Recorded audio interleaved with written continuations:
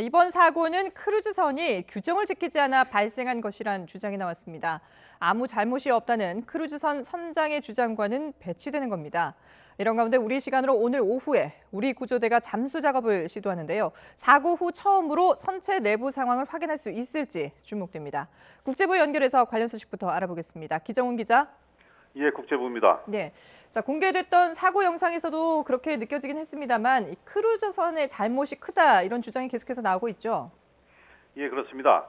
이번 사고는 대형 크루즈선이 교신 없이 추월하는 과정에서 일어난 것이라고 침몰한 유람선 허블레아니오를 운영하는 파노라마데크의 스턴코 어틸러 회장이 주장했습니다. 어틸러 회장은 현지 시각 2일 한 언론 인터뷰에서 같은 방향으로 진행하는 배가 추월할 때는 먼저 교신을 해야 한다는 규정이 있는데 크루즈선 바이킹 시기노가 이를 지키지 않아 사고가 난 것으로 생각한다고 말했습니다. 어틸러 회장은 또 크루즈선에 교신이 없었다는 것은 당시 무전 기록으로 알 수 있다고 말했습니다. 다뉴브강을 운행하는 배들은 모두 무전 채널 10번을 공용으로 쓰기 때문에 교신이 있었다면 당시 주변 선박에서도 들을 수 있었을 것이라는 겁니다. 당시 주변 선박은 크루즈선의 교신을 전혀 듣지 못했다며 이런 의혹이 수사를 통해 확인될 것이라고 말했습니다. 네, 그렇군요. 자, 그런가 하면은 지금 우리가 가장 기다리고 있는 소식은 실종자 수색 작업인데 오늘 오후에 수중 수색이 시작된다면서요? 예, 그렇습니다. 우리 측 구조대원들이 오늘 처음으로 수중 수색 작업을 시도할 계획입니다. 이를 위해 어제 우리 대원 상당수, 수색 활동이 가능한 25명 중 18명이 잠수를 위한 준비 작업에 투입됐습니다. 그동안 빠른 유속과 높은 수위, 흐린 시야로 수중 수색이 어려운 상황이었는데요. 오늘 성공해서 선체 접근이 가능할지 주목됩니다. 그동안 헝가리 측은 수중 수색이 사실상 어렵다며 선체 인양을 먼저 하자고 주장해 왔습니다. 그러나 우리 측은 유해 유실이나 손상 우려로 반대했고 이 의견이 받아들여져 이번 수색이 이뤄지게 됐습니다. 다만 최종적으로 실제 잠수가 가능할지는 물속 상황에 따라 결정됩니다. 때문에 유속과 수위가 여전히 중요한 변수입니다. 자, 그럼 다뉴브강의 상태가 상당히 중요할 텐데 어떻게 전망되고 있습니까?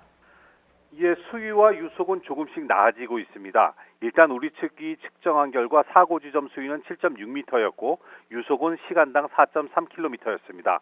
하루 전 수위가 평소의 3배인 9.3m였는데 대략 어른 키만큼 물이 빠진 겁니다. 유속도 하루 전 시간당 5, 6km 수준에서 조금 더 느려졌습니다. 현지 매체들도 다뉴브강 수심을 계속 전하고 있는데요. 현지 시각 2일, 현재 다뉴브강 수심은 하루 전보다 26cm 낮아진 5.62m로 전하고 있습니다. 우리 구조대는 오늘 상황이 더 나아지기를 기대하고 있습니다. 네, 지금까지 수색 성과는 어떤가요?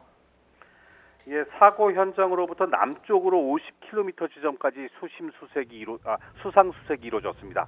유실 위험이 있는 만큼 추가 장비가 필요하다는 우리 측 요청에 따라 헝가리군과 경찰의 헬기도 추가 투입됐습니다. 이 과정에서 식탁보와 슬리퍼, 배낭, 모자 등 유실물 6개를 발견했습니다만 실종자의 물건은 아닌 것으로 추정됐습니다. 다만 모자에서 머리카락이 나와서 DNA 감식을 진행할 예정이라고 대응본부가 밝혔습니다. 아직까지의 수색 결과가 만족스럽지 못한 만큼 오늘의 수중 수색이 더 기대를 모으고 있습니다. 지금까지 국제부에서 전해드렸습니다.